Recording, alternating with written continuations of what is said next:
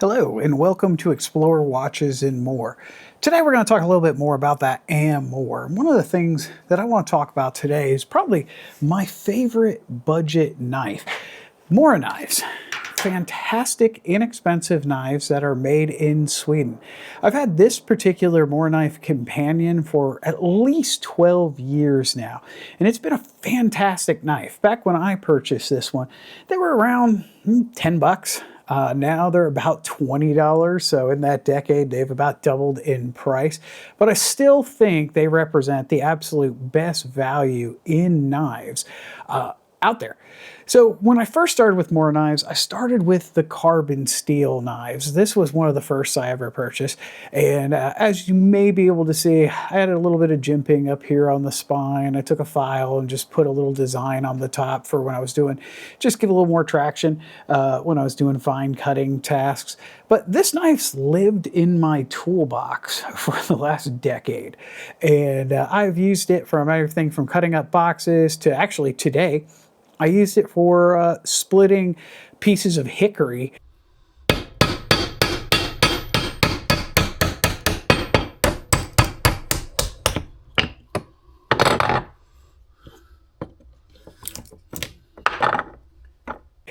Literally took a hammer, was beating on the spine. Everything you're not supposed to do with a knife, I have done with this knife. And I've always been amazed at just how strong and robust this knife has been throughout the years. But you may notice when this knife came out of the package, over a decade ago, it had a blade. This is a stainless version of it, but the blade looked like that. It was a polished edge. Since I live in Florida, I wanted to give that blade a little more protection, so I literally just dunked it in some boiling vinegar to force a patina. Something, I guess the finish, the closest way I could describe it's kind of like parkerizing. If you're familiar with a parkerized finish on firearms, it's very similar to that. And why I did it was it helps it hold a little bit of mineral oil. I use mineral oil on these carbon steel blades to keep them from rusting. And maybe once a year, I go ahead and put a bit more mineral oil on it. But I got to tell you, for the money, I remember when I first bought it, I was hearing people saying how great these were. When I took it out of the box, I was like, all right, well, it feels like a cheap knife.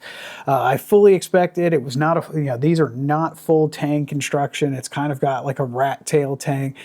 I fully expected in using it, I'd break the blade out of it, but I thought for $10, who cares? Here we are a decade later and tons of use later, and I'm still amazed at how well these knives have held up. Also, how easy this steel is to sharpen. About a year ago, I purchased my first Mora with the stainless steel. I always went with the carbon steel just because how easy it is to sharpen. And about a year ago, I purchased this. And you know what? This is almost as easy to sharpen.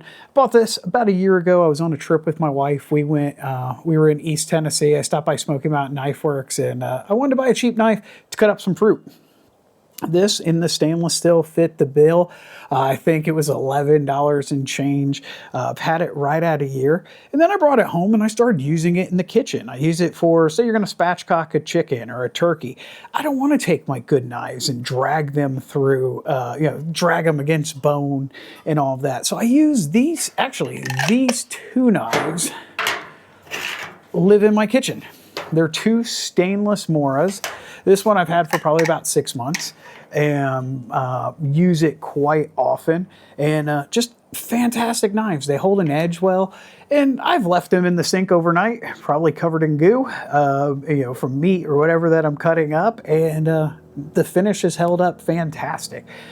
Really, these are the kitchen knives I reach for probably more than any when I need to cut, when I know I'm going to be doing a little heavier duty cutting that I don't want to risk my ankles or my shoe knives with. And to put it in perspective, one of my favorite knives of all time, and I've got a few of these, is the ESE-E3. And when I bought this years ago, I think they were right around $100 with the sheath now. They're probably $120, $140. And these are fantastic knives, fantastic warranty. But I can tell you, the knife that I use and abuse and beat up the most is this little Mora companion. And so I just want to take a couple minutes, share just how great these MoraKnives are. If you're on the fence, you know what? I find myself buying one of these MoraKnives to put in every vehicle. They go in every saddlebag. This is just an extra. You know, sometimes I find that they'll have, hey, free delivery if you spend $25 or more. There's been many a MoraKnife purchase just to meet that threshold. But absolutely fantastic knives. Another thing, I don't have the knife that I took on that trip, but a year or two ago, I was on a mission trip, and we traveled. It was here in the United States, and you know, the folks went to the store. We flew there, so none of us had pocket knives. We didn't check it in our luggage, but they went to like Lowe's or Home Depot. They bought some really inexpensive Gerber knives, and they were trash. We were doing some construction work, so I ordered on Amazon a few of these MoraKnives and hand them out. And by the end of that trip, every person who I handed one of those Moras, and there was about 4 or 5 of us that I handed them out to, they were all sold. They were shocked at just how good a knife that you could get for, I think at the time they were $15, and these go on sale for between $15 and $20 quite regularly. One other thing I would point out, the sheaths are not the greatest. Actually, I'll show you one that's over a decade old. It's still hanging in there, but it can come out. That said, when it's on your belt and you're walking around with it, I've never had one of these knives come loose. On some of the other ones that I have in my motorcycle, you know, saddlebags and such, I've drilled a hole in this, taken a piece of paracord and used it to catch this to make like a secure thing. I'll add a picture of that here. Just want to drop in here. Here is a little Mora carbon steel that I've done, that modification I was talking about, where you just basically drill a hole in the handle, run a piece of paracord through it. Now, when you loop the paracord over this little nub, just like that, even if it came loose from its stop, the knife won't go anywhere. You can just push it back in, and when you're ready to use a knife, simply pull it out. Again, this is another one of those carbon steel blades that I did a force patina on. Something that's kind of cool. This one, from being in the sun, riding in the door pocket of my car, and this has been in there for well over a year. Well over a year since I put any sort of mineral oil on it.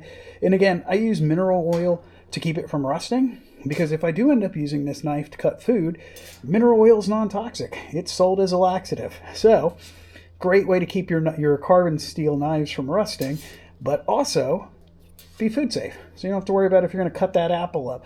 Just wipe it off, put it away, and you're good to go. But did want to share that, and that is kind of cool. I don't know if the camera's picking it up, how that knife handle has faded, and you can see from being out in the sun. But just wanted to share that with you.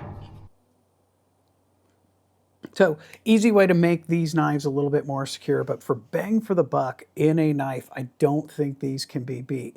So, again, thank you guys for watching, and happy 2026. We are here on the last day of 2025, which I just noticed this watch is flashing, which means it's going to be time to put a fresh battery in this watch.